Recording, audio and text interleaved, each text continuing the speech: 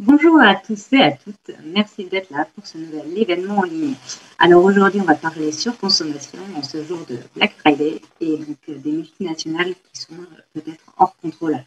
Mais avant, je tiens à vous présenter la base. Donc la base a été créée pour accélérer la mobilisation citoyenne pour le climat et la justice sociale. La base, c'est ce lieu de 700 mètres carrés dans le centre de Paris, au 31 rue Bichat, avec un bar associatif, un espace convivial et public ouvert 7 jours sur 7. La base est un lieu d'échange et des synergies. C'est une porte d'entrée vers l'engagement citoyen. La base organise donc des événements gratuits toutes les semaines au rez-de-chaussée afin de sensibiliser, d'informer et de former. La base propose aussi de rejoindre des organisations et de participer à des mobilisations concrètes, comme par exemple des pétitions, les marches pour le climat, des actions non violentes. En plus d'être une porte d'entrée vers l'engagement, la base s'est fixée aussi deux autres objectifs. Apporter un soutien logistique et créer du lien entre les différents acteurs du mouvement pour le climat et la justice sociale.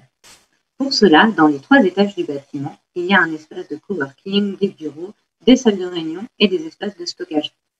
Depuis son ouverture en mars 2019, la base est devenue une communauté qui regroupe des dizaines d'organisations, des centaines de bénévoles et des milliers d'adhérents.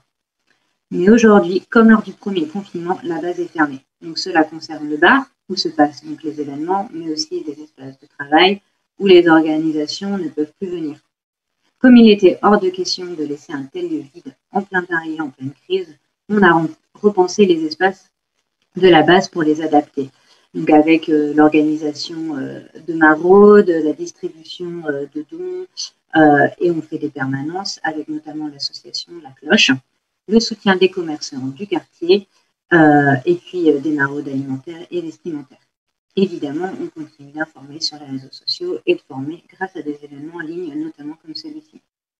Cependant, bien qu'à la base, on soit toujours mobilisé et actif, on doit faire face à un danger financier important. Avec donc le bar fermé et des espaces de travail désertés, on perd 60% de nos revenus. Or, on a toujours des charges, notamment un loyer conséquent. Et donc pour ça, ça nous met dedans. Donc bien sûr, on explore différentes solutions, comme par exemple des subventions à la ville, la tentative de négociation du loyer, des prêts bancaires, etc. Mais cela reste incertain. Et si rien n'aboutit, il se peut que la base n'existe plus en mars 2021. Et on est prêt à se battre pour que ça n'arrive pas. Alors, si toi aussi tu veux faire quelque chose pour que ce lieu si utile puisse continuer à exister, et à faire bouger les lignes, surtout n'hésite pas et fais un don sur le site donc, de la base www.labase.paris/don. Merci beaucoup à toi pour ton soutien et donc maintenant une petite vidéo d'introduction avant de passer la parole à Quentin M pour nous parler donc de la surconsommation et du pouvoir des multinationales.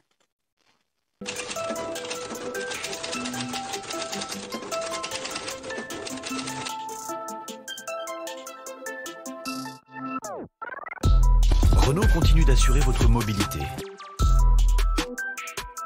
Fait à partir de grès arabica provenant de sources éthiques à 100%. Regardez l'image que vous donnez. C'est pourquoi l'huile de palme de Nutella est une huile sûre, comme toutes les huiles végétales de qualité. Nous n'utilisons que de l'huile de palme durable et traçable. Nutella, parlons qualité. Et tout le monde ne partage pas cet avis. This world has room for everyone, and the good earth is rich and can provide for everyone. Non, c'est n'importe quoi. On commence à faire n'importe quoi.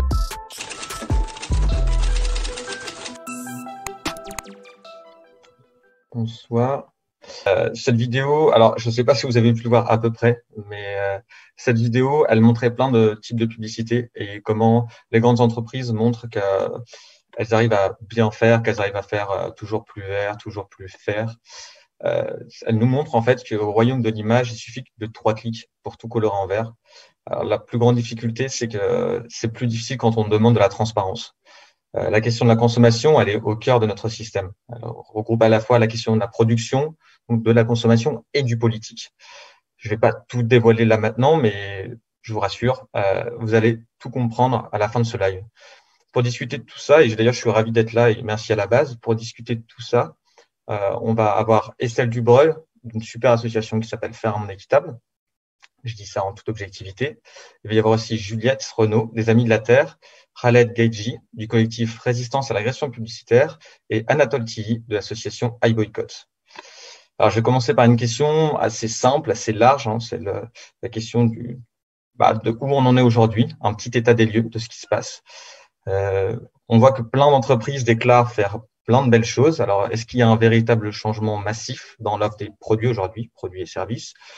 Est-ce que la société dans son ensemble prend le chemin d'une consommation responsable? Et surtout, est-ce qu'il y a eu des choses qui ont changé après le Covid? Je vais te laisser la parole, Estelle. Oui, bonsoir à tous et à toutes.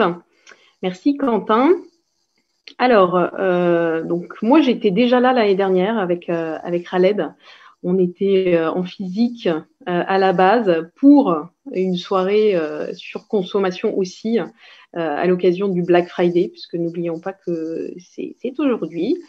Et donc l'année dernière déjà, on dénonçait plein de choses comme la structuration un peu particulière quand même de notre société de consommation, l'accaparement des richesses dans la main de certains en lien avec notre consommation, hein, des pratiques commerciales déloyales qui étaient déjà impunies. Puis j'avais parlé aussi du café et notamment comment le marketing nous a complètement entraînés dans des choses incroyables, donc les dosettes en particulier qui ce magnifique outil qui font qu'on est prêt à payer plus cher notre café au jour le jour. Donc ça, c'était l'année dernière, donc on avait fait ce constat. J'ai repris un chiffre, j'ai trouvé un chiffre l'année dernière, en 2019, le jour du Black Friday, 62% des Français avaient fait des achats ce jour-là. Donc ça fait en gros 6 personnes d'entre nous sur 10, si j'ai bien calculé. Donc voilà, tout ça c'était l'année dernière. Aujourd'hui, on ne sait pas ce que ça va donner, hein, mais peut-être qu'on verra que ça a évolué. En tout cas, nous, en un an, ce qu'on a vu, il y a des choses positives, puis il y en a des plus négatives. Alors, si je commence par les négatives, c'est quoi? C'est que même par rapport à l'année dernière, on a fait encore plus fort, on a pu augmenter les inégalités. Clairement, il y a eu un enrichissement des uns par rapport aux autres. Alors moi, je reprends là les chiffres d'Oxfam parce que je ne sais pas si vous les avez eus, mais moi, à chaque fois que je les vois, ils me scotchent. Donc on va parler d'Amazon, bien sûr, et donc notamment Jeff Bezos, qui pourrait, avec les bénéfices qu'il a réalisés pendant la crise, verser une prime de 105 000 $ aux 876 000 personnes employées par Amazon dans le monde. Donc même les Français, c'est noté, tout en restant aussi riche qu'il l'était avant la pandémie du coronavirus. Donc, ce qui est assez hallucinant et qui montre bien tout le poids qu'a eu Amazon pendant la crise. Et puis, l'autre chiffre, toujours issu d'une étude sortie en septembre avec Oxfam, 32 entreprises, donc parmi les plus grandes multinationales de la planète, hein, celles dont on va parler aujourd'hui, qui devraient aujourd'hui, cette année, enregistrer une hausse spectaculaire de leurs bénéfices, soit 109 milliards de dollars. Voilà. Donc ça, je pense que déjà, ça c'est un des faits, hein. C'est que clairement, cette année assez incroyable que nous venons de vivre et que nous continuons à vivre a augmenté les inégalités. Et notamment, si on fait un zoom sur les chaînes d'approvisionnement, on constate que qu'est-ce qui s'est passé? Il y a eu une hausse de l'insécurité, clairement, et des inégalités aussi dans les chaînes d'approvisionnement. Il y a des secteurs qui ont été plus touchés que d'autres, certes, hein, tous les secteurs de denrées périssables qui n'étaient pas forcément considérés comme essentiels, ou encore évidemment le tourisme, ou encore la mode. Mais qu'est-ce qui s'est passé dans ces endroits? C'est-à-dire que si on n'était pas dans un secteur un peu protégé par des alternatives ou par un vrai engagement des entreprises, eh bien les fournisseurs, les sous-traitants ou les producteurs ont vraiment souffert en fait de cette année, encore plus que d'habitude, notamment parce que les prix qui n'étaient pas déjà au plus haut ont baissé sur la plupart des matières premières en fait que l'on a vues, baisse des prix, et puis en plus des retards, voire des incapacités de paiement, et donc des entreprises, de fournisseurs qui ont mis la clé sous la porte, ou d'autres qui ont été mis au chômage en fait quand on était salarié. Si on avait la chance d'être d'être en contrat, et tous ceux qui sont dans des filières où il n'y a pas de contrat ou autre, eh bien, ça a été une exclusion directe. Donc, les commandes ont disparu, les prix ont baissé, retard de paiement, etc. Et donc, ça veut dire quoi? Ça veut dire accentuation de la pauvreté qui vient aussi jouer donc, dans la première partie que je disais. Après, ça, c'est c'est le monde tel qu'il s'est passé en 2020. Et il y a eu aussi des belles choses. Clairement, la première chose dont je voudrais parler, c'est de la solidarité, parce qu'on l'a aussi constaté dans notre consommation. Je pense à des histoires dont on m'a parlé sur des secteurs justement qui étaient des secteurs de denrées périssables, et qui, au lieu de voir leur production complètement détruite, ont offert à des soignants, à des personnes qui en avaient besoin, des bananes notamment. Et ça, c'est pas que chez nous, hein, c'est vraiment des histoires d'Amérique latine sur les bananes, par exemple, en Équateur ou ailleurs, où des entreprises plutôt engagées qui se sont dit on va pas rester les bras croisés et on va produire des masques. Donc ça aussi, ça s'est passé pas qu'en France, mais aussi en Asie ou dans d'autres lieux. Donc l'envie de penser à l'autre. Et puis clairement, par rapport à nous, dans notre consommation, alors je ne dis pas que tout le monde a changé à ce stade, je pense que ce n'est pas encore totalement le cas. Hein. Ce qu'on a vécu, à un moment, il y en a qui ont eu envie de consommer parce que ça faisait du bien peut-être en sortant du confinement. Mais globalement, l'année 2020 a été marquée par une réflexion autour de notre consommation en général. Il n'y a pas eu que le Covid, il y a aussi la crise environnementale qui fait que en 2020, on a eu aussi des faits comme les incendies ou les pics de chaleur qui font qu'on se questionne encore plus. Je pense que ça joue aussi. Mais il y a eu une prise de conscience accentuée sur le fait que une remise en question de notre système de surconsommation et de la relation aussi qu'on pouvait avoir par rapport à la consommation sur notre relation un peu identitaire à celle-ci. Donc, quelques chiffres que je vous donne comme ça d'un baromètre sur la consommation responsable qui vient de paraître il n'y a pas longtemps, c'est on est quand même apparemment 66% à avoir envie de limiter notre consommation. Alors, je ne sais pas si la question avait été posée comme ça en 2019, mais en tout cas, il y a vraiment l'envie de limiter, de moins consommer. Visiblement, on a un problème avec la connexion d'Estelle. Je suis désolé. Décidément, ce soir en live, c'est un peu compliqué. Mais bon, ça fait partie du jeu. On l'accepte. C'est comme ça, c'est la Black Friday. Promotion moins 70% sur les petits bugs du live. Si ça te dérange pas, Raled, du coup, est-ce que tu peux prendre la suite? Et puis, on va essayer de contacter Estelle pour voir ce qui se passe. Oui, bon, du coup, c'est dommage parce que ça va être très intéressant ce que disait Estelle à la fin, notamment par rapport aux volontés des Françaises et des Français. En tout cas, par rapport à ce sujet, moi, l'année dernière, quand j'étais venu expliquer en fait quelles étaient les techniques d'influence psychologique, notamment de la publicité, pour nous faire surconsommer. Et en fait, aujourd'hui, ça n'a pas tellement changé. Ces techniques restent les mêmes. C'est-à-dire que il y a une technique en gros qui est utilisée, c'est l'association d'idées et le fait que, par exemple, on voit des personnalités, des stars, des acteurs américains dans une publicité qui est là en gros pour associer une image à celle d'une marque qu'on voit dans cette publicité et du coup à la rendre sympathique. Et aussi, donc, il y a différentes stratégies aussi d'association d'idées. Je détaillerai pas ça ici, mais en gros, voilà, c'est des choses qu'on connaît toujours aujourd'hui en fait, et qui changent un petit peu, mais les mécaniques restent les mêmes en fait de notre cerveau, de notre inconscient, et le mécanisme il est là. Après, un autre truc, c'est la répétition, c'est-à-dire que le fait qu'on ait des messages toujours les mêmes, souvent qui reviennent, et cette répétition des publicités qu'on connaît tous, en fait, elle se chiffre, et on reçoit entre 1200 et 2200 messages publicitaires par jour. Plus de 15 000 stimuli commerciaux, c'est quand on voit un logo quelque part. Et ce bombardement, c'est fait exprès, c'est fait pour qu'on mémorise des marques, pour qu'on y soit familier. Et ce qui est familier, c'est plutôt sympathique. Donc, qu'on se dirige vers ça. Et finalement, le dernier truc, c'est le fait donc d'attirer l'attention. Bien sûr, il y a d'autres techniques, hein, mais je vais insister sur ces trois-là. Le fait d'attirer l'attention. Et c'est pour ça, le fait d'avoir des écrans numériques publicitaires, ça attire notre attention. Et donc, à partir de là, ce qui attire notre attention, on a plus de chances d'être influencé par ça que si on ne le regarde pas du tout, bien sûr. Mais en gros, voilà. Et en fait, bah, c'est sûr qu'aujourd'hui, avec le Covid, les choses, enfin, avec la pandémie de la Covid, il y a beaucoup de choses qui ont changé. Mais en fait, c'est juste la Covid aujourd'hui, c'est une parenthèse en fait qui est ouverte, mais qui se ferme ou qui se fermerait assez vite. Il faut savoir que depuis ça, en fait, depuis l'année dernière, on a quand même réussi à démontrer justement le problème de la surconsommation.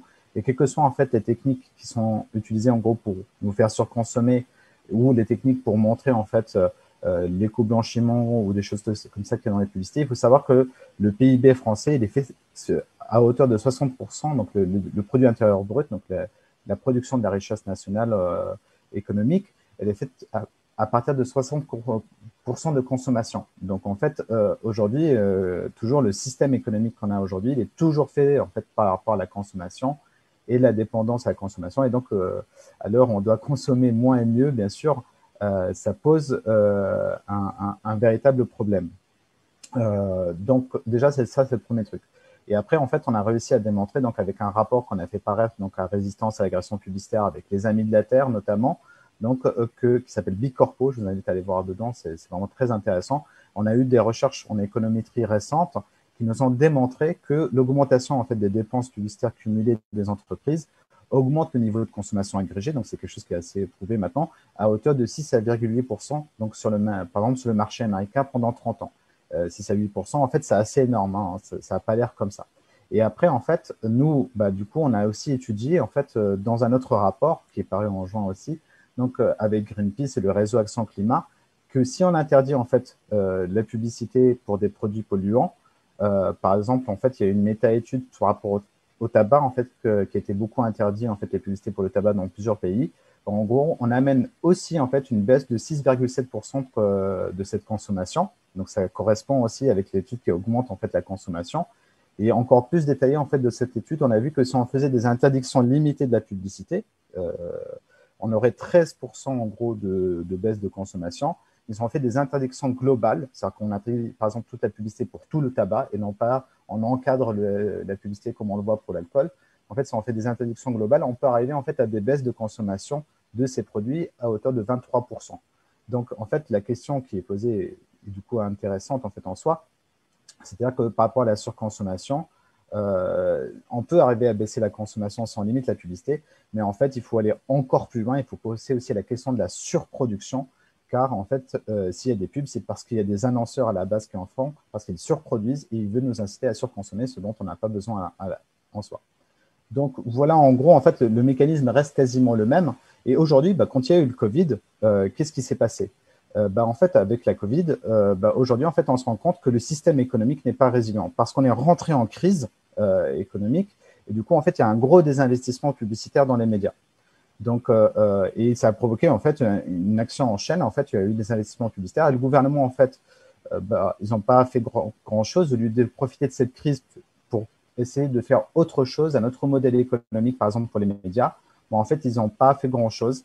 Il y a juste Aurore Berger, la députée donc, LREM de l'Assemblée nationale, qui a voulu faire un crédit d'impôt pour les dépenses annonceurs pour sauver les médias, selon elle. Et elle dit, en fait, il faut faire de la com pendant les crises, pour qu'au moment de la sortie de la crise, les consommateurs soient au rendez-vous. Donc, on voit que la logique actuellement de nos élus, elle reste la même qu'avant et elle est fermée dans un schéma de pensée qui ne nous amène pas à changer. Et pourtant, il y a des alternatives qui existent. Il y a des médias sans publicité qui existent.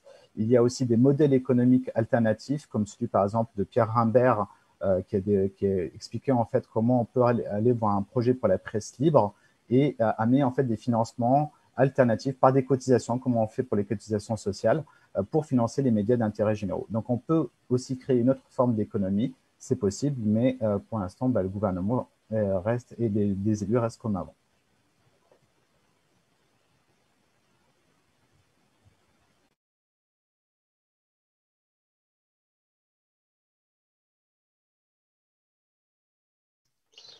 Du coup, merci Khaled.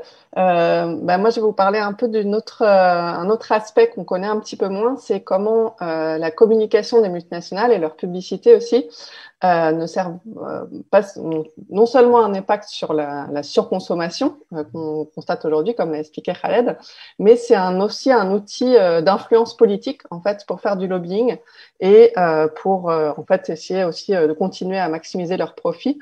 Donc d'une part, c'est quelque chose qu'on a vu beaucoup avec toutes les premières campagnes sur ces 30 dernières années, 20 dernières années, on va dire qui visaient des multinationales, Nike, etc., en mettant à nu les conditions notamment de fabrication de leurs produits dans les pays du Sud principalement.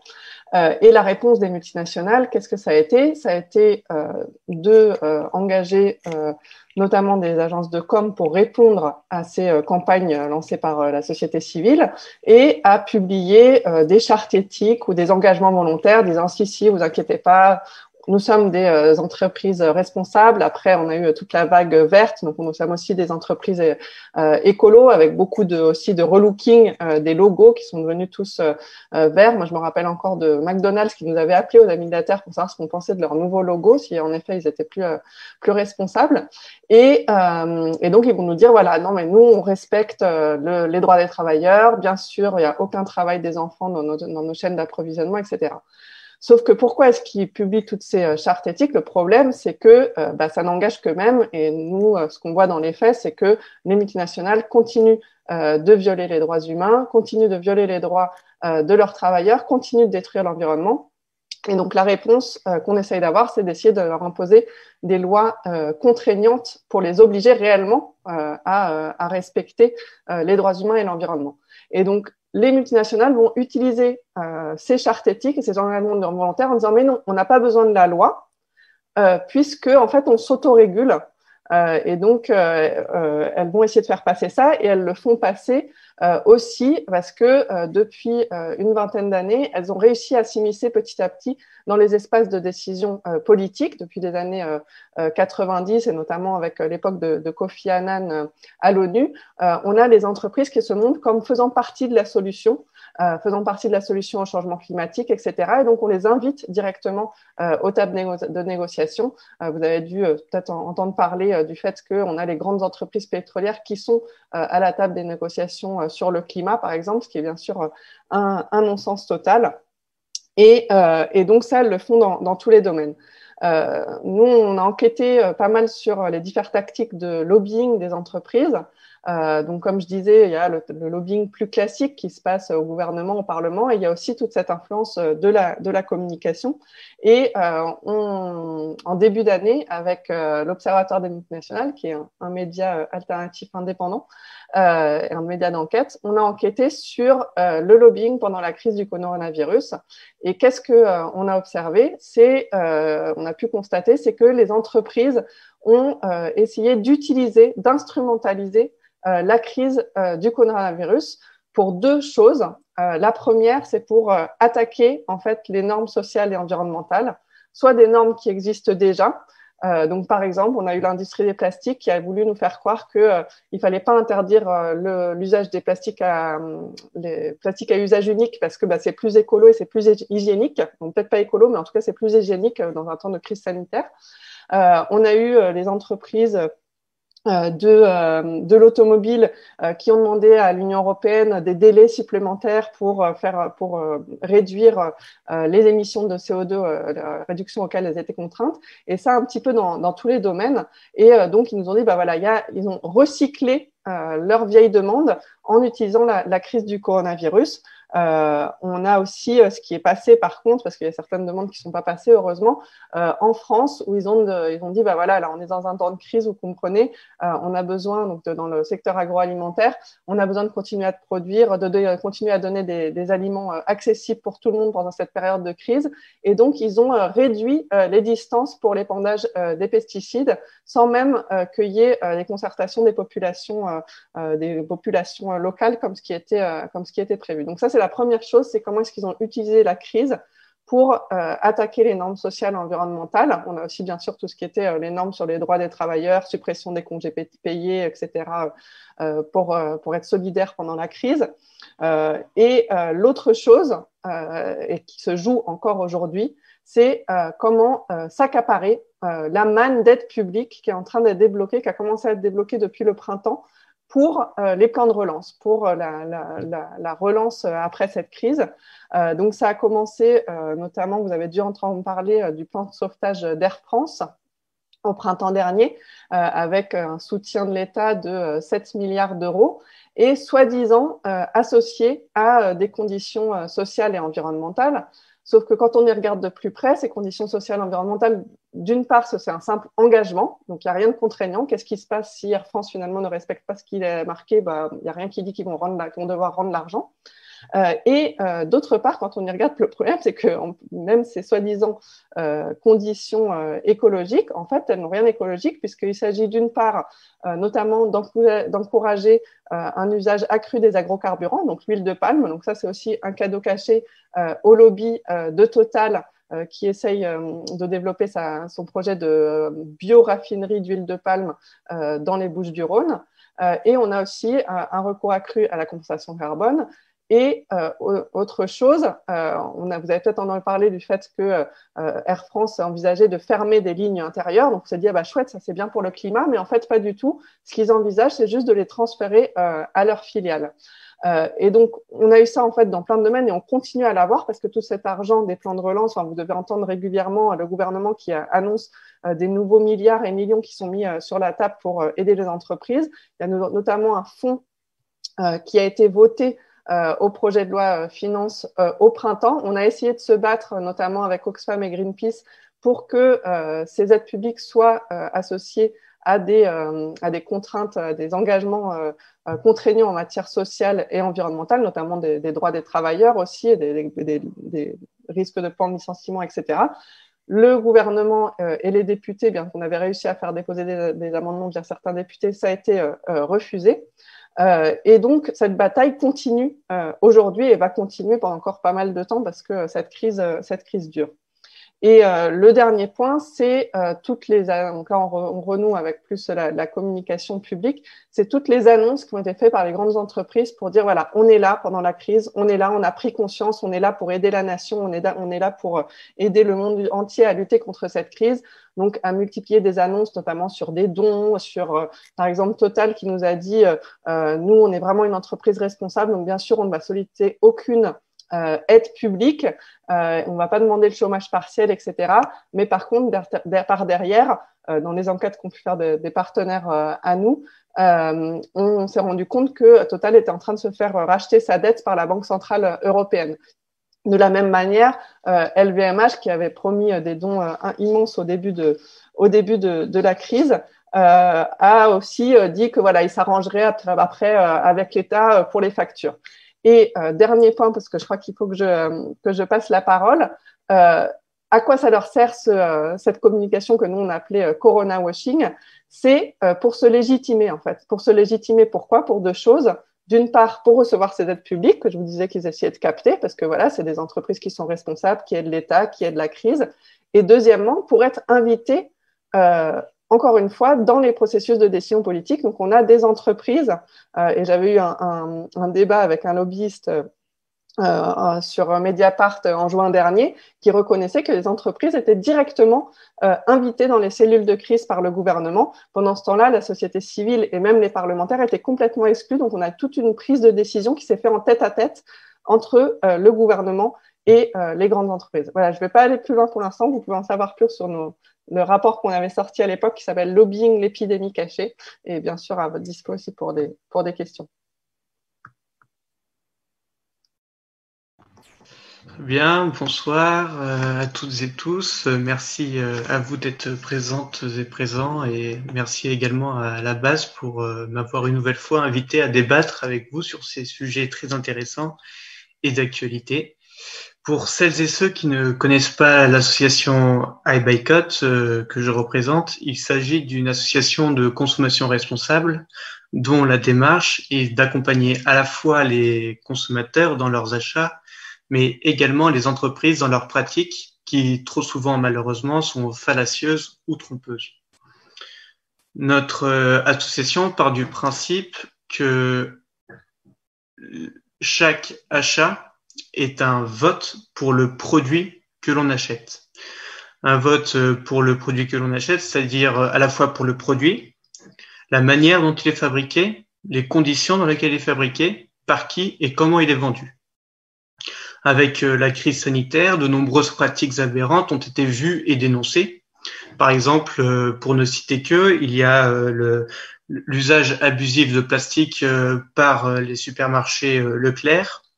Il y a également les publicités fallacieuses et les appels à la solidarité par rapport à la crise Covid. La crise Covid qui s'est installée et transformée comme étant un argument de vente. Je ne sais pas si vous avez vu, mais en avril, certaines entreprises appelaient à des achats, appelaient à la solidarité pour des achats de vêtements parce que ils étaient soi-disant en cessation d'activité, alors qu'en fait c'était une entreprise qui était qui était implantée dans un pays asiatique, dans des conditions complètement désastreuses de travail. Et en fait, ce n'était pas du tout une cessation d'activité, c'était simplement un argument de vente. Le point positif dans cette crise, s'il y en a un par rapport à la consommation, c'est que d'un certain côté, avoir moins de temps pour sortir, c'est finalement avoir plus de temps pour soi. Je vous renvoie à la philosophie de Jean-Paul Sartre, et donc du temps pour s'interroger sur le monde qui nous entoure. Avoir le temps de s'informer, de prendre des décisions, de nouvelles résolutions. Et c'est là, j'ai envie de dire, ces nouvelles résolutions ne sont pas comme celles du Nouvel An, on ne les prend pas avec de l'alcool dans le sang. Conclusion, pour cette petite parenthèse Covid, toujours essayer de tirer le positif des situations que nous pouvons subir lorsque celles-ci peuvent durer plusieurs mois et peuvent être prolongées. En revanche, d'un point de vue global, je pense qu'il faut rester lucide car la consommation responsable a encore beaucoup de personnes à convaincre. Et effectivement, peut-être que beaucoup de personnes veulent s'engager pour avoir une consommation plus responsable. On parlait tout à l'heure du chiffre de 66% en 2018, si j'ai bien écouté, souhaiter avoir une consommation plus responsable, mais il faut aussi les remettre dans le contexte global, le contexte d'urgence climatique, par exemple, dont nous avons encore très peu parlé, qui fait que, crucialement, nous avons besoin de réduire nos émissions de gaz à effet de serre. La volonté d'adopter une consommation responsable n'est bien souvent pas suffisante par rapport aux objectifs qui nous sont fixés. Je parle bien entendu d'une limitation du réchauffement climatique à 1,5 degré. Car dans le même temps, durant cette crise Covid, c'est-à-dire de mars à octobre, entre parenthèses, c'est la bonne saison, Amazon a augmenté son chiffre d'affaires de 67%. Donc, d'un côté, il y a effectivement une réalité. Les gens souhaitent davantage intégrer leur consommation à une consommation responsable. Mais d'un autre côté, il y a une réalité, c'est que nous sommes trop peu à vouloir atteindre ces objectifs-là. Et donc, ça peut créer une dichotomie. Je passe la parole à Quentin. Super, merci beaucoup pour toutes ces interventions. On en retire beaucoup de choses et pas que du bon, en fait. Hein. On voit avec l'intervention d'Estelle qu'il y a des bons gestes, mais il y a aussi des belles images et en plus derrière ces belles images du lobbying caché. Donc c'est pas que du positif. Alors après, partez pas de la conférence parce que justement on va arriver aussi à ce que vous pouvez faire. Là c'était un état des lieux, mais si on voit que les comportements vertueux c'est un peu comme un cocktail, ils sont dilués dans les tentatives de récupération des multinationales, il y a quand même des choses à faire. Et vous en tant que citoyen, vous avez des choses à faire. Donc là on en a parlé un peu, les questions d'acheter conscient. Mais on va réfléchir sur d'autres solutions et on va s'interroger sur ce qu'on peut faire, nous, quels sont les outils que nous avons dans les mains pour justement faire ce monde équitable, comme notre association dirait. Alors, je vais pas passer la parole directement à Anatole parce que j'ai un peu une double casquette ce soir. C'est moi qui m'occupe de la campagne de boycott contre la VATSA chez Faire un monde équitable. Donc, je vais prendre juste un petit temps pour vous en parler parce que c'est une solution aussi. Nous, chez Faire un monde équitable, on veut vraiment transformer les torréfacteurs en torréfacteurs équitables puisqu'il y a des énormes inégalités dans le café. Je vais pas faire un long discours, mais globalement, quelques chiffres qui vont vous faire comprendre directement de quoi je parle. C'est la filière café est estimée à 200 milliards de dollars par an, la richesse de la filière café. Et sur ces 200 milliards, il y a seulement 2 dollars qui reviennent aux producteurs. Donc, la plupart des caféiculteurs et caféicultrices vivent sous le seuil de pauvreté, alors que de l'autre côté, on voit Georges Clooney dans des publicités. Ça devrait faire tilt. La VASA, par exemple, sponsorise Roland Garros à plus d'1 million d'euros. Toute cette richesse-là qui est sponsorisée, qui est mise dans la publicité, les caféiculteurs et caféicultrices n'en voient pas la couleur. Et nous, notre but, c'est justement de faire en sorte qu'ils soient rémunérés dignement, justement. En fait, on ne demande pas l'aumône, on demande justement une justice, qu'ils soient rémunérés dignement. Pour ça, il faudrait qu'ils soient rémunérés au moins 30% dessus des coûts de production.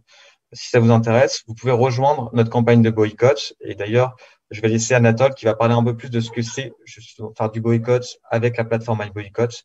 Et globalement, vous allez voir un lien dans les commentaires qui va s'afficher. N'hésitez pas à cliquer et rejoindre le boycott. Et Anatole, si ça te va, je te laisse un peu expliquer les mécanismes et tout ce qui ressort de cette plateforme.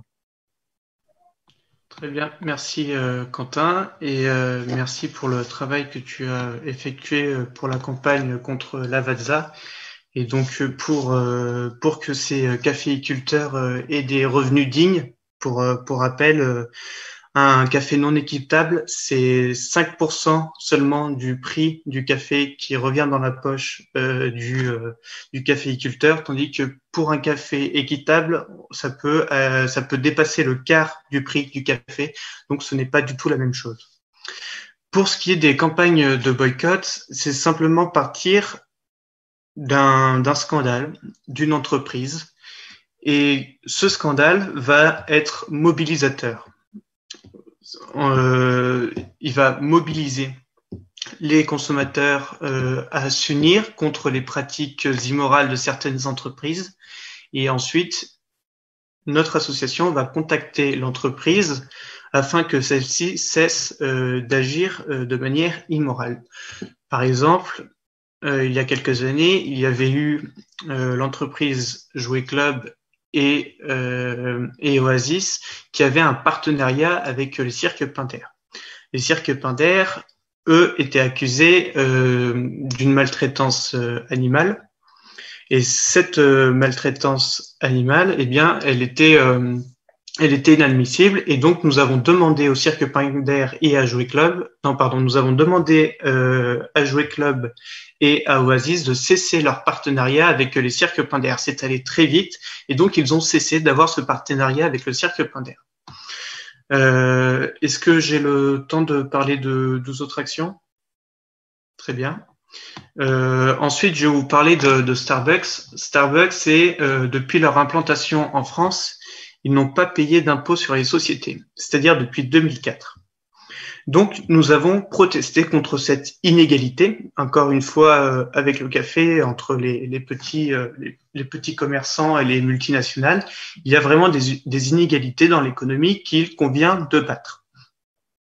Donc, la communauté de consommateurs s'est rassemblée et ensemble, nous avons dénoncé ces agissements. En réponse, de la part de Starbucks, nous avons eu, je cite, « Nous paierons nos impôts lorsque nous aurons fini nos investissements. » Or, une entreprise, le but du jeu, c'est d'investir tout le temps. Donc, ce qui nous était dit de manière subliminale, c'est que jamais ils ne paieront ces impôts sur les sociétés. La communauté de consommateurs qui est consultée à chaque réponse des entreprises ne s'est pas laissée embobiner et donc n'a pas levé son boycott. Et l'entreprise Starbucks fait lettre morte depuis. Et donc, pour cette raison, nous avons saisi l'OCDE, qui est une organisation internationale de régulation de l'économie. Et donc, au ministère de l'économie en France, il y a une petite cellule qui s'appelle le point de contact national que nous avons contacté et avec lesquels nous sommes en lien pour que Starbucks paye enfin ses impôts.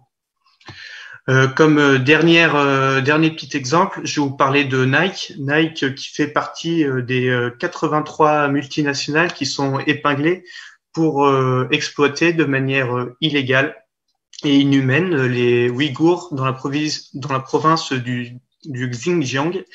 Eh bien, Nike nie depuis mars avoir un quelconque lien avec les Ouïghours. Ils ont publié une publication officielle en juillet pour dire vraiment qu'ils ont fait des investigations dans la province du Xinjiang, qu'aucun Ouïghour ne fait partie de leur chaîne de production. Et nous avons donc partagé à notre communauté de boycottants cette publication officielle. Et les boycottants, ça s'est joué vraiment à très peu, mais à 52% ont estimé que cette réponse officielle n'était pas convaincante et qu'il leur fallait des preuves. Et ils ont eu raison, puisqu'il y a quelques jours, il y a eu des révélations comme quoi des entreprises comme Coca-Cola, Apple et Nike œuvrent aux États-Unis, ont des activités de lobbying contre une loi qui est censée protéger les Ouïghours, c'est-à-dire en limitant les importations de la province du Xinjiang. Voilà, j'espère que les pratiques de iBoycott vous sont plus claires à présent.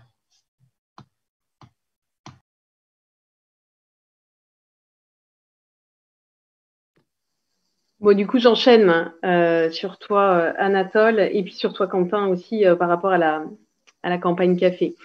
Alors, je ne sais pas si on a toutes les réponses pour contraindre les multinationales, parce que c'est bien le gros sujet et c'est pas simple. Mais en tout cas, je pense qu'il y a deux éléments qui, pour nous, chez FAIR, sont hyper importants. C'est d'un, la transparence. C'est-à-dire que clairement, alors je ne sais pas très bien comment on fait forcément, mais il faut absolument qu'on puisse demander, nous citoyens, nous ONG, à demander aux multinationales d'être le plus transparents sur ce qu'elles font. Si je prends l'exemple de ce qui se passe dans nos produits de consommation courante, prenez vos packaging de café, puisqu'on va rester là-dessus, prenez vos packaging de café ou même de chocolat. Globalement, la plupart des multinationales aujourd'hui font exprès de semer la confusion en mettant leur label de RSE, donc des programmes internes, sur les packaging. Ce qui fait que nous, consommateurs, en fait, on ne peut absolument pas s'y retrouver et comprendre quelque chose sur le label qui est posé sur le produit. Ça veut dire quoi? Qu'est-ce qu'ils font réellement? Et donc, c'est vraiment ça qui est le plus gênant, en tout cas, c'est de ne pas savoir vraiment ce qu'ils font. Et donc, de pouvoir leur demander cette transparence. Et on pense vraiment qu'ils font, enfin, c'est pas, oui, c'est la volonté est de semer clairement la confusion dans la tête du consommateur et de semer un flou sur leurs actions réelles. Donc, il faut qu'on puisse les pousser à dire concrètement ce qu'elles font. Et si je prends l'exemple de Lavazza, c'est ça qu'on veut en fait. C'est vraiment leur demander à Lavazza, dites-nous concrètement combien vous payez vos producteurs. Parce que clairement, c'est le fait qu'ils soient en dessous du seuil de pauvreté, alors que nous, on passe beaucoup de temps à consommer du café, et bien ça, c'est absolument pas possible. Et ça, là-dessus, on n'a pas eu de réponse et on ne sait pas non plus quand on en aura, mais on espère vraiment en avoir une. Et puis la deuxième chose, ça fait le lien. C'est-à-dire que clairement, la justice économique, c'est la chose la plus compliquée à avoir avec les multinationales. C'est-à-dire que la plupart du temps, ils vont s'engager, en tout cas, vous regardez les sites de certaines multinationales sur le café et le cacao, encore une fois, et ben, ils vont vous faire plein de belles promesses. Et ça marche, en fait, dans la tête du consommateur. C'est-à-dire qu'on se dit, super, Nestlé Côte d'Or avec Cocoa Life, machin, ils font plein de trucs, en fait, sur la partie sociale, sur la partie environnementale. Ils travaillent avec des labels comme Durable, comme Oots ou Rainforest. Et donc, globalement, quand tu vois leurs pubs, tu te dis, mais t'as envie de les croire et de les suivre. Sauf que du coup, clairement, ils ne font rien sur la justice économique. À aucun moment, ce pilier de l'économique n'est embêté ou il ne s'engage jamais là-dessus. Donc, il faut vraiment qu'on puisse leur demander à un moment à quel moment ils vont redistribuer la richesse qui est créée par les chaînes de valeur et qu'ils puissent partager le gâteau, en fait. Et donc ça fait vraiment partie des points sur lesquels il faut qu'on arrive à contraindre. Je finirai là-dessus sur l'appui politique qu'il faut là-dessus, parce que nous, citoyens, on peut faire des campagnes de boycott, on peut aller écrire aux uns et aux autres, et je reviendrai là-dessus à un moment aussi, mais on peut faire tout ça, mais si on n'a pas l'appui politique, forcément, c'est toujours un peu compliqué de demander la transparence et la justice économique. Je prendrai l'exemple de la Côte d'Ivoire et du Ghana, qui, je ne sais pas si vous en avez entendu parler, mais depuis 2019, font un bras de fer, en fait, avec les multinationales du cacao. Et donc, ils ont fait plein de trucs. Ils ont stoppé à un moment de vendre du cacao, ce qui, pour ces deux pays producteurs de cacao, n'est pas forcément le plus simple. Mais ils ont fait un bras de fer donc, qui dure depuis 1 an et demi. Un an et demi. Et là, je relisais les journaux récemment. Ils n'ont toujours pas acquis, en fait, la prime supplémentaire pour pouvoir réussir à vendre à des prix corrects le cacao. Donc, c'est une guerre qui se fait entre des multinationales qui interviennent dans le pays et puis ces pays qui essayent, et j'espère qu'ils vont réussir à pouvoir maintenir la pression jusqu'au bout. Donc, en fait, on a besoin de cet appui politique pour pouvoir demander des contraintes d'engagement et aussi, du coup, à passer par des labels indépendants. Je ne sais pas si le label est la meilleure solution aujourd'hui, mais en tout cas, nous, en tant que consommateurs, si on a besoin de garanties pour pouvoir se repérer au milieu de cette confusion créée volontairement, c'est aussi de demander des garanties ou des garde-fous indépendants qui vont pouvoir nous expliquer comment fonctionnent réellement en fait les multinationales et sur quoi elles sont prêtes vraiment à s'engager.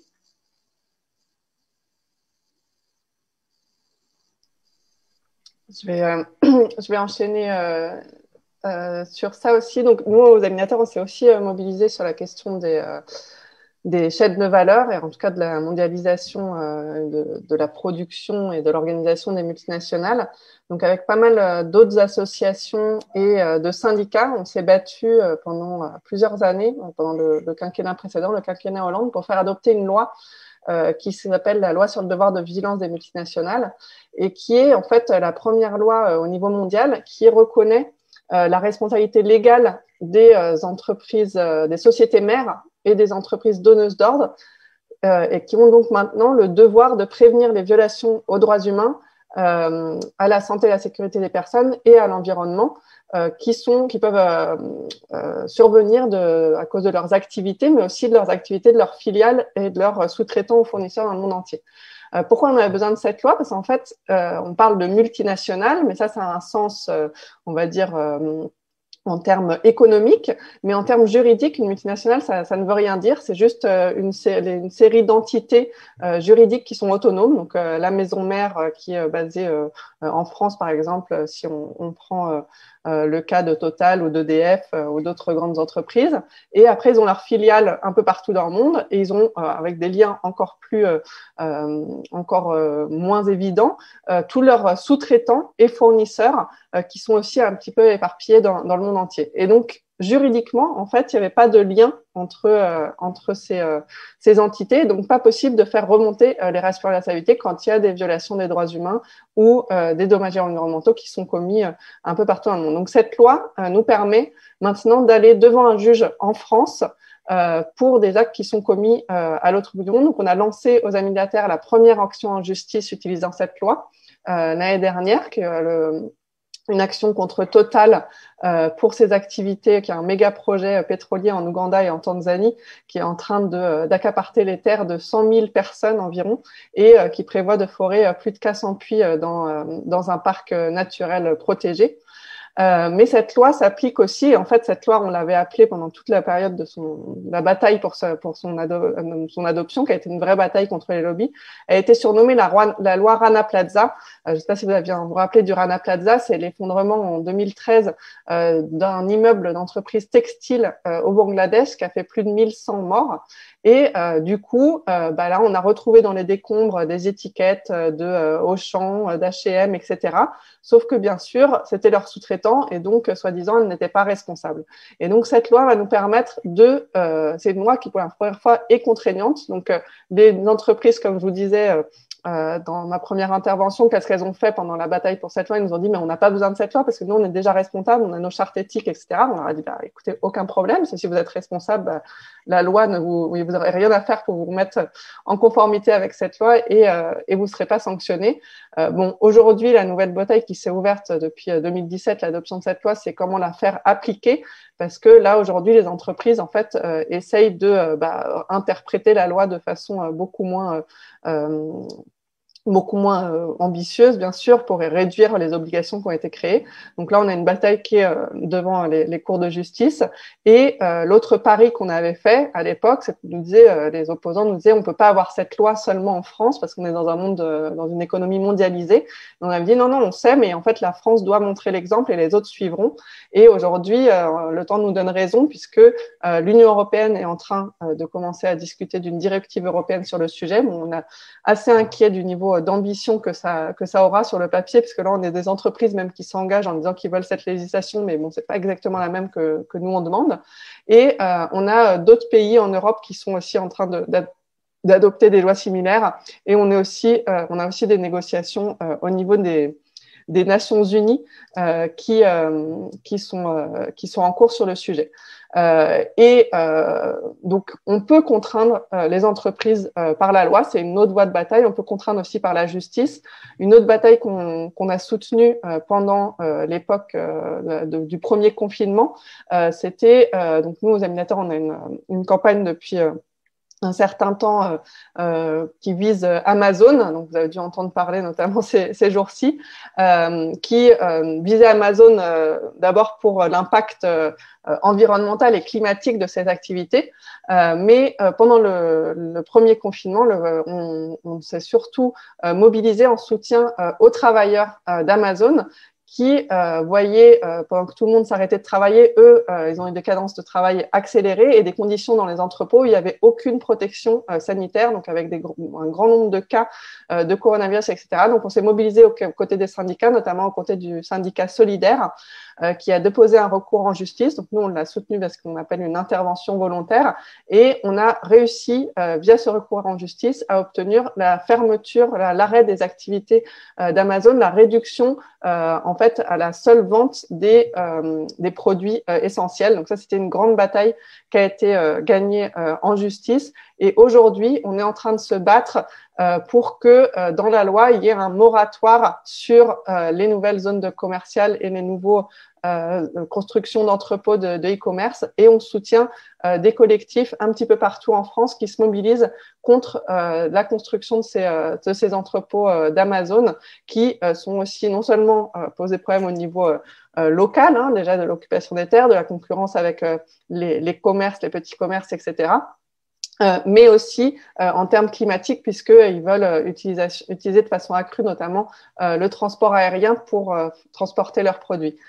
Et juste un dernier mot, peut-être pour rester sur l'exemple d'Amazon, on voit, si on reparle de la pub, on voit en fait, on a vu tout au long de l'année, c'était assez drôle à voir comment Amazon a adapté sa communication aux critiques qu'on faisait, je dis la société civile et les syndicats. Donc, pendant le premier confinement, on avait des pubs d'Amazon sur comment ces travailleurs étaient bien traités, étaient heureux de continuer de travailler sur Amazon.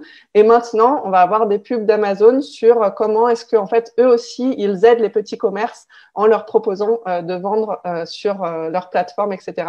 Donc, on voit comment cette communication, en fait, s'adapte. Il y a aussi un super article que je vous conseille dans Reporter qui montre comment il y a des employés d'Amazon qui sont là pour poster des choses sur les réseaux sociaux. Je sais plus comment ils appellent, c'est des ambassadeurs réseaux sociaux, quelque chose comme ça. Et donc, ils vont nous dire comment eux, en fait, ils sont très contents de travailler chez Amazon. Et on a un peu du copier-coller du même élément de langage d'un compte Twitter à l'autre. Donc, c'est assez intéressant à voir et malheureusement, ils ont quand même un impact médiatique assez important et nous, on doit parfois lutter pour être invités dans les médias face au PDG d'Amazon ou aux autres représentants d'Amazon. Oui, du coup, moi de mon côté, je vais parler d'autre chose. En fait, c'est par rapport à l'actualité aujourd'hui, il y a quand même quelque chose, c'est que en fait, quand il y avait eu l'année dernière, donc il y a plus poil d'un an, je dirais quasiment, il y a eu les mobilisations des Gilets jaunes qui demandaient plus de justice sociale et environnementale aussi, qui venaient souvent de la société civile. Le gouvernement a institué en fait la Convention citoyenne pour le climat, qui a regroupé 150 personnes tirées au sort, qui devaient faire des propositions pour réduire les gaz à effet de serre dans un esprit de justice sociale. Et en fait, cette assemblée, s'est saisie beaucoup de la question de la publicité. Elle a repris en fait des propositions des associations en la matière. Elle a fait 11 propositions sur 150 en fait qui traitent directement ou indirectement de la publicité. Et leur but affiché, c'est de limiter la publicité afin de réduire les incitations à la surconsommation et la malconsommation. Et en fait, c'est vraiment très intéressant parce que là, on a en fait une brèche ouverte qui est unique. En fait, on n'en a pas vu d'autres où le gouvernement doit reprendre en fait sans filtre actuellement. C'est ce qu'ils disent du moins, c'est ce qu'avait promis Macron. Sans filtre en fait les propositions de la Convention citoyenne pour le climat. Il faut savoir que dans ces propositions, il y a des choses vraiment intéressantes.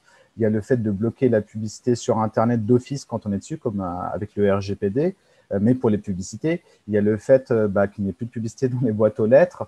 Il y a d'autres mesures que je détaillerai, mais en fait, il faut savoir que face à ça, il faut savoir qu'en France, il y a 1% des entreprises qui ont accès au marché publicitaire. Donc, c'est une minorité, mais cette minorité-là, c'est la minorité des plus riches. C'est ce qu'on appelle une oligarchie, c'est la minorité des plus riches qui détient un pouvoir.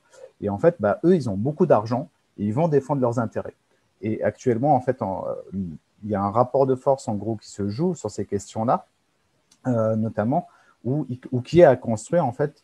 Et là, on dépasse complètement la question que du Black Friday. En fait, c'est la question, en fait, de la publicité en soi dans notre société. Et ces mesures, en fait, que la Convention citoyenne pour le climat a mis en place, en tout cas pour ce thème-là, en fait, il y en a eu une qui a eu énormément d'écho médiatique, qui est très intéressante. C'est ce que nous, on appelle la loi Evin Climat. C'est le fait, en fait, d'interdire, comme eux, ils le proposent, de manière efficace et opérante, la publicité des produits les plus émetteurs de gaz à effet de serre sur tous les supports publicitaires.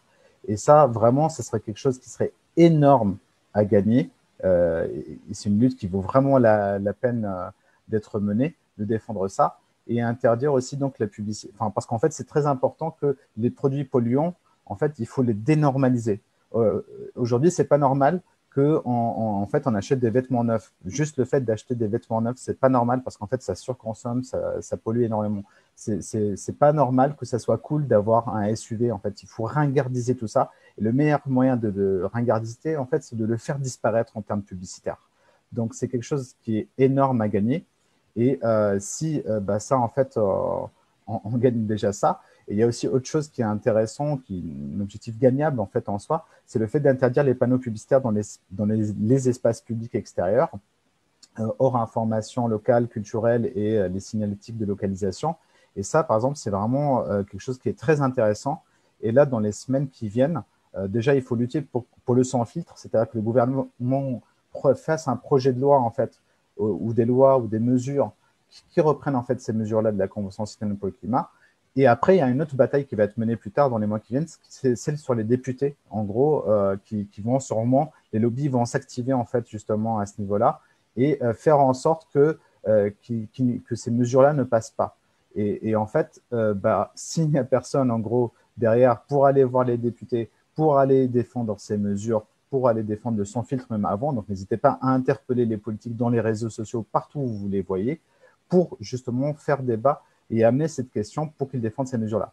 Et là, on a une occasion ça serait dommage de la rater, en tout cas. Et voilà, j'invite tout le monde qui regarde ce live d'y aller à fond. Merci beaucoup. Je profite pour rebondir sur toute cette idée de rapport de force et puis aussi sur ce que tu as dit, Juliette. C'était marrant parce que vous, Amazon, rebondit en fonction de votre communication. Nous, pour l'instant, Lavazza, ils sont plutôt silencieux. On voit qu'ils voient nos publicités, on s'est positionné sur à peu près tous leurs hashtags, toute leur campagne. Et puis, on voit même sur LinkedIn qui voient nos profils. Ils ont fait des recherches. Donc, d'ailleurs, si Lavezza est là, je peux leur faire un coucou et je sais qu'ils nous regardent et qu'ils sont tombés sur nos vidéos. Il se trouve que pour l'instant, ils ont décidé de se taire. Alors, on va passer à la vitesse supérieure et puis on va lancer très prochainement. Donc, n'hésitez pas à nous suivre sur notre page Facebook et on va lancer aussi un mail. On va lancer très prochainement avec iBoycott une fast action. Donc, le but, ça va être de contacter directement la chargée RSE de Lavezza par mail et par téléphone, puisqu'ils ont décidé de se taire, on va essayer de leur montrer qu'on est là, en fait, et de faire du poids. Et ça me fait penser à ce que tu disais, Khaled, puisque parfois, il faut vraiment enclencher un rapport de force. Si attaquer sur leur image, ça suffit pas, on va venir les voir chez eux, tout simplement. Après, je crois qu'Estelle, toi aussi, tu avais quelque chose à dire par rapport à la consommation plus large, notamment à une campagne d'addition. Si je peux te lancer comme ça. Oui, oui. C'était plus aussi dans peut-être dans ce qu'on peut faire. Alors clairement, tout ce que Khaled a dit, je pense qu'il faut vraiment qu'on soit aussi qu'on pousse les entreprises à agir. Donc la Lavezza, les pousser sur leur devoir de vigilance. Si nous, je voulais dire deux trucs par rapport à nous, ce qu'on peut faire aussi. Je pense qu'il faut vraiment s'emparer de notre pouvoir à nous aussi de citoyens, en fait, en tout cas, et de dire à chaque fois ce qui nous va ou ce qui nous va pas. Et donc ça, c'est un truc qu'on porte chez Faire. Alors, je sais pas si on le fait bien, si on le fait suffisamment, mais en tout cas, on a lancé une campagne qui s'appelle l'addition et qui donne la possibilité, en fait, de dire à vos restaurants et vos cafés quelle consommation vous voulez. Parce que la consommation individuelle, c'est chouette et on est en train de bouger tous là-dessus. Et donc, j'espère que, évidemment, vous choisissez bien vos produits pour pouvoir consommer moins, mais clairement mieux. Mais c'est aussi sympa de pouvoir dire autour de nous qu'on a envie de quelque chose qui bouge. Donc ça, c'est pareil, ça peut être le cas chez vous dans vos entreprises de poser la question. C'est pas toujours simple, mais ça peut. Et puis aussi dans les cafés, les restos, les bars, où on continue de nous servir des trucs qui sont absolument pas clean et qui sont des produits de grandes multinationales aussi.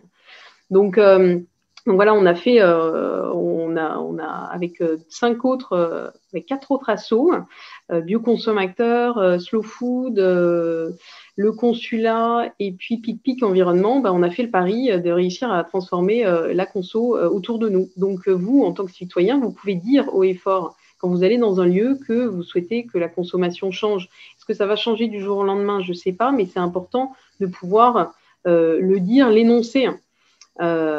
Autour de nous. Voilà ce que je voulais rajouter. Donc agir, dire haut et fort, parce que des fois en fait on oublie de le faire et c'est à tout moment en fait aussi.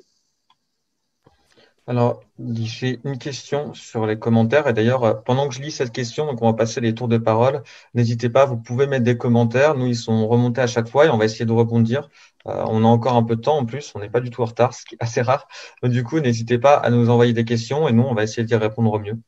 Alors, je lis la question qui nous a été posée pour l'instant.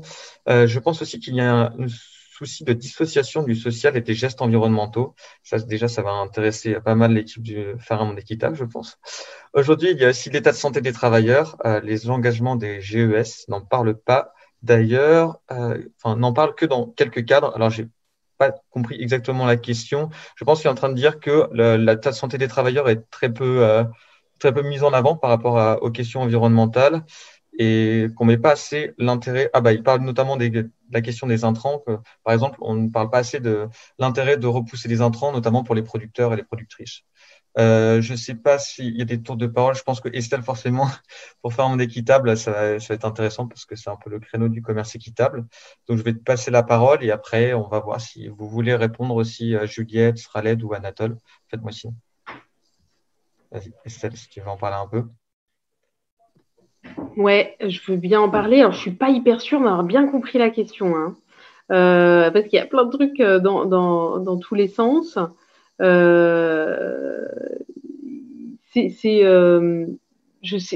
sais même pas vraiment comment le prendre. Il y a l'état de santé des travailleurs. Donc, je suis désolée, je sais pas vraiment comment réagir à ça? Quel est l'intérêt pour les producteurs de repousser les intrants dans la consommation? En fait, ouais, après, je peux juste dire, je peux juste dire quoi? Bah non, en fait, je sais pas très bien quoi dire. Honnêtement, j'aimerais bien que cette personne puisse parler en vrai pour reposer la question parce qu'en fait, il y a plein de trucs. Donc, je sais pas quelle boule prendre. Alors, Mais en fait, on peut pas poser la question à des gens, hein, ils peuvent pas parler en direct. Hein. Non, c'est pas en direct. Je ne suis pas ce William, mais je pense que ce qu'il a voulu dire par là, c'était que souvent on met en avant les arguments, justement greenwashing et les arguments verts et les questions environnementales, surtout en ce moment, et qu'on parle peu des questions de la santé des producteurs et des productrices. Et c'est pour ça que je me suis dit que sur le commerce équitable, c'est vraiment le fait de combiner les deux. Donc peut-être que tu peux nous en parler là-dessus et qu'il y a des labels qui mettent en avant les deux en fait et que c'est pas toujours opposé. Oui, clairement, c'est clair que la question des produits chimiques dans le commerce équitable, c'est quelque chose qui est hyper présent, notamment déjà pour accompagner les agriculteurs à moins les utiliser parce que des fois, c'est pas aussi simple que ça. À les protéger aussi. Et donc, ça, c'est une évolution qui est en train de se faire dans la plupart des labels de commerce équitable pour pouvoir gérer la question des intrants. Et la plupart ne l'ont pas. Alors, j'arrête pas de rester scotché là-dessus. Et puis évidemment, la question du social, elle est hyper présente dans la plupart des labels, ou en tout cas dans tout ce qui est commerce équitable. Et il faut voir aussi une grande différence par rapport à ce que font, par exemple, les multinationales entre les engagements sociaux, environnementaux dont elles parlent.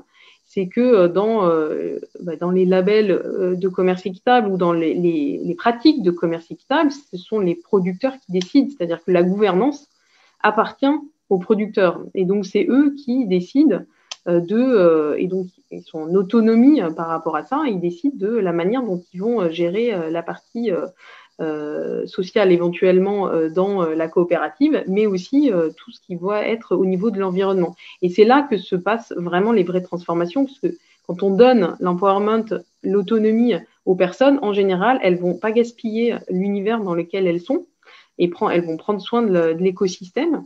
Et puis, évidemment, elles vont faire en sorte que personne ne reste sur le chemin.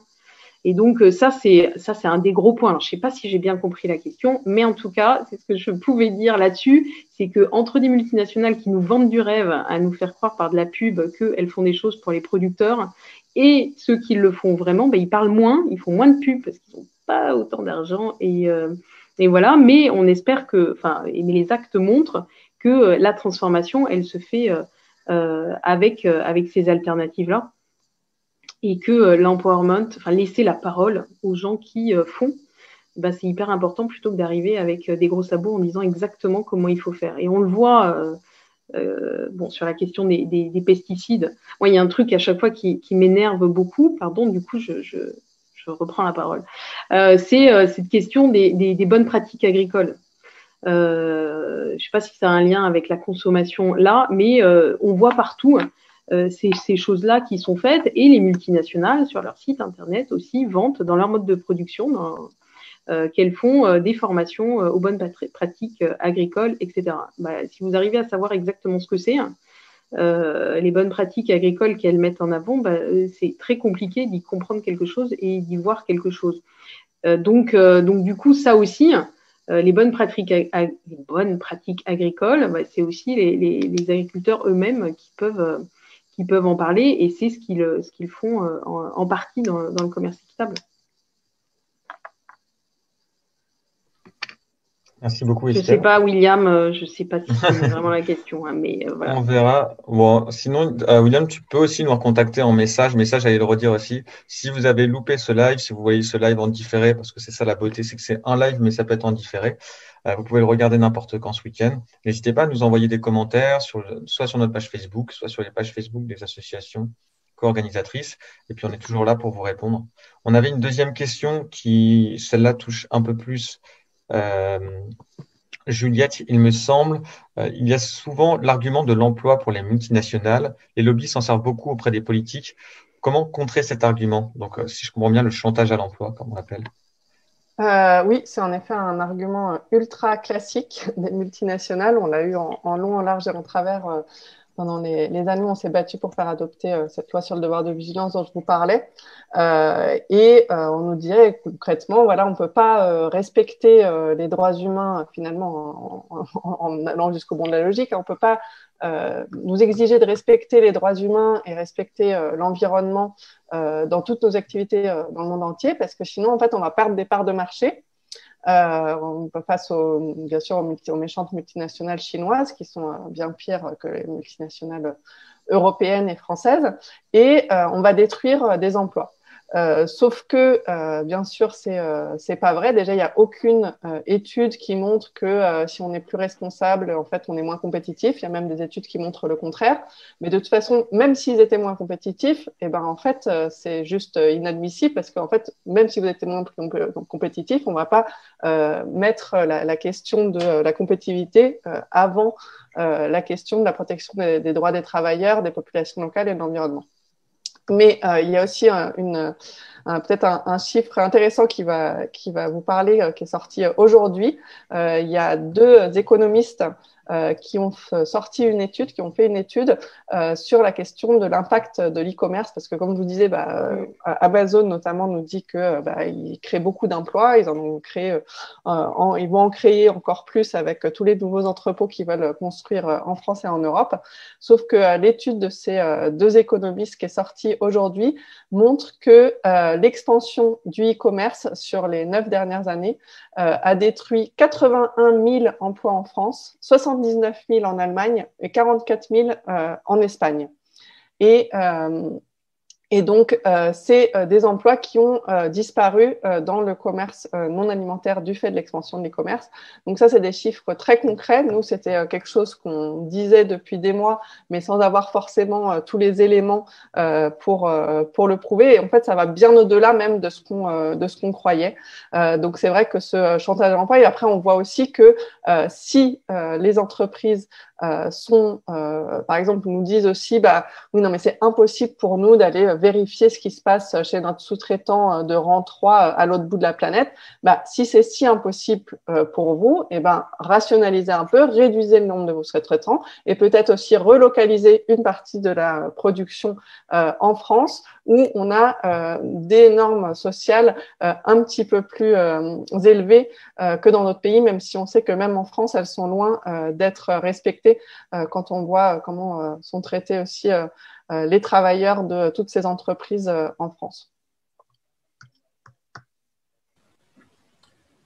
Ouais, pour réagir aussi sur cette question du chantage à l'emploi, c'est marrant comme nom parce qu'on y est habitué maintenant, en fait, à force qu'on nous sorte toujours c'est « Ah oui, vous allez détruire les emplois avec telle réforme, il ne faut pas interdire, il faut laisser le marché libre, tout ça, tous ces mythes-là, en fait, on y est habitué. » Mais en fait, c'est que, comme ça te dit, c'est des arguments d'autorité, mais ce qui est marrant, c'est qu'il n'y a jamais d'études qui prouvent ce qui est dit, en fait, à ce niveau-là.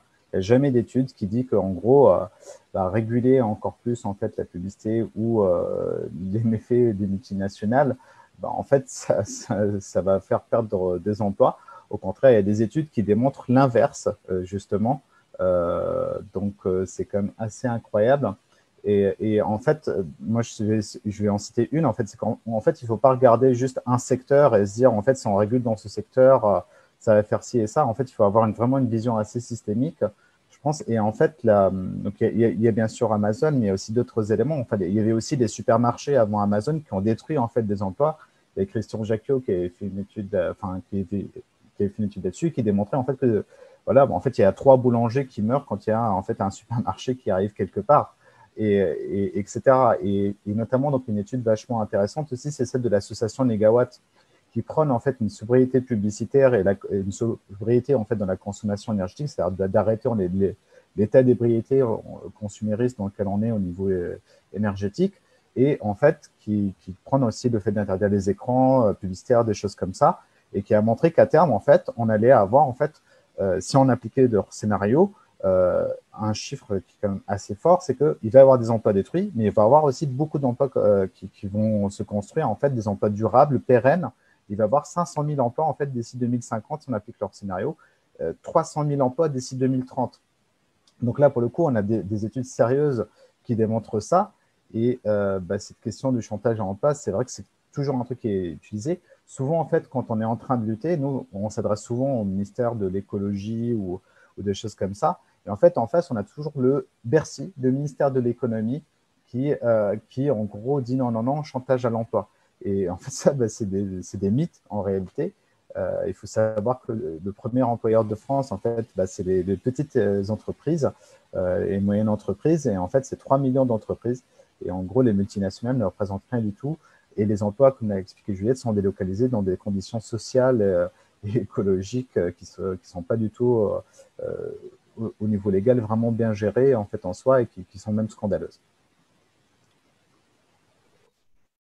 Merci beaucoup, Khaled. Du coup, c'est la fin des questions. Donc, encore une fois, n'hésitez pas à nous en reposer, même après le live. On sera ravis de répondre à toutes vos questions. C'est vraiment un sujet qui nous tient à cœur.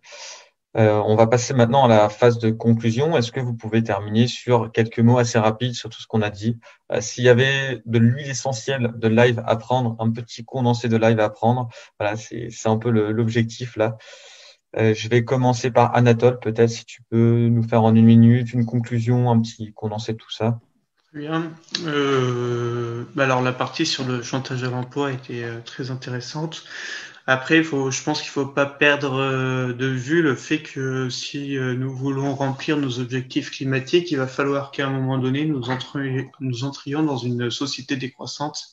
Et dans une société qui est décroissante, le plein emploi n'est pas un objectif qui doit être poursuivi parce que c'est ce plein emploi qui, lui, est la résultante d'une volonté de croissance et donc de la surconsommation, d'une surproduction, d'une surexploitation de matières qui ne sont pas forcément renouvelables. Par notre consommation, nous pouvons quand même avoir un impact. C'est la méthode BISOU. Pour ceux qui connaissent ou qui ne connaissent pas, en tout cas pour ceux qui ne connaissent pas, je vais l'expliquer. C'est un anagramme. Non, c'est pas un anagramme, c'est un acronyme. Alors, la méthode BISOU, c'est B comme besoin. Est-ce que j'ai besoin de ce produit? I comme immédiat. Est-ce que j'en ai besoin immédiatement? Est-ce que cet achat ne peut pas attendre? S comme semblable. Est-ce que je n'ai pas déjà quelque chose de semblable et qui m'exonérerait de faire cet achat? O comme origine. Quelle est l'origine de ce produit? Est-ce qu'il a été fait en Chine, dans la province du Xinjiang par des Ouïghours qui sont soumis à l'esclavage, par exemple? Et U comme utile. Est-ce que cet objet va m'apporter un confort qui est primordial? Donc voilà, en ce jour de Black Friday et en ce mois de festivités de fin d'année, faites des bisous autour de vous. Voilà. Bon, du coup, moi, pour conclure, je dirais, pour rester sur l'emploi, en fait, il n'y a pas d'emploi sur une planète morte, de toute façon. Donc, en fait, c'est un faux débat, ce truc-là, et il faut complètement changer, en fait, notre façon de penser.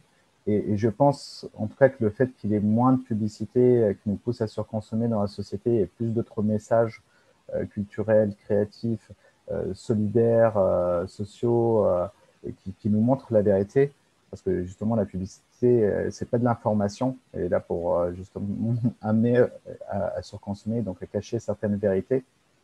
Donc pour moi, c'est vraiment un truc que j'ai envie de passer comme message, et surtout en fait, ouais, je sais pas, mais en tout cas, moi, je sais pas comment tout le monde voit ça, mais il y a quand même un état de dépression un peu général là, avec ce qui se passe en ce moment. Le gouvernement, ce qu'ils font, en plus avec la sécurité générale, là, c'est encore plus fou. Il y a des dérives totalitaires, autoritaires à ce niveau-là. Et j'ai envie de dire, ouais, rassemblons-nous, agissant en fait ensemble, essayons d'arracher des victoires là et renversons la table. Parce que d'ici au moins 2022 et mieux après, parce qu'en fait, il y en a vraiment besoin et c'est urgent d'agir. Donc voilà, rejoignez n'importe laquelle de ces organisations qui sont là et obtenons des victoires, parce qu'une victoire pour une une de nos luttes, c'est une victoire pour toutes nos luttes. Moi, je voudrais rebondir peut-être en repartant du titre de la conférence qui était multinationale hors de contrôle.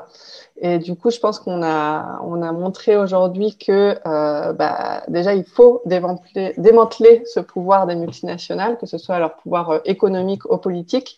Et je pense qu'on a aussi montré qu'on peut, il faut croire en ce contrôle que peuvent reprendre les citoyens.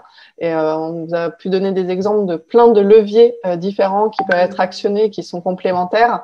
Donc que ce soit d'essayer de faire passer des lois pour les contraindre, d'essayer d'utiliser la mobilisation, la communication aussi pour rentrer finalement un peu dans leur jeu et le retourner contre eux. L'outil aussi juridique. Je pense qu'il faut combiner tout ça pour obtenir, comme dit Khaled, des victoires, les obtenir ensemble. On n'a peut-être pas beaucoup parlé aussi de tout le travail qu'on fait aux côtés des syndicats pour essayer de contrer aussi la stratégie du gouvernement qui essaye d'opposer écolo et besoins, problématiques sociales et problématiques environnementales, que ce soit les problématiques sociales des travailleurs ou des classes populaires. Et nous, au contraire, on montre par nos actions, avec des actions de terrain, que ce soit avec des syndicats sur des sites précis, notamment des sites de raffineries pétrolières, etc., que nous, on est ensemble, en fait, pour construire cet avenir, que il y a des secteurs qui, en effet, finalement, devraient fermer pour faire face à la crise climatique, mais il faut construire ce monde d'après avec les travailleurs, avec les populations qui sont concernées. Et donc, notamment, on a, avec d'autres organisations, on a monté le collectif Plus Jamais Ça, dont vous avez peut-être entendu parler, et je crois que c'était en juin ou mai dernier, on a publié un plan de sortie de crise avec des mesures, je crois qu'il y avait 34 mesures, si je me rappelle bien, très concrètes, à très court terme et long terme, pour construire un monde plus juste et solidaire. Donc, les solutions sont là. Maintenant, il faut en parler autour de nous, les faire vivre et voilà, reprendre le contrôle sur ces multinationales qui ne sont pas invincibles. On sait que, comme disait Quentin, ils suivent de très près ce qu'on fait, nos faits et gestes. Et ça, c'est bien aussi une preuve que ce qu'on fait ne leur est pas complètement insignifiant. Voilà, merci à tous et puis à très bientôt, j'espère.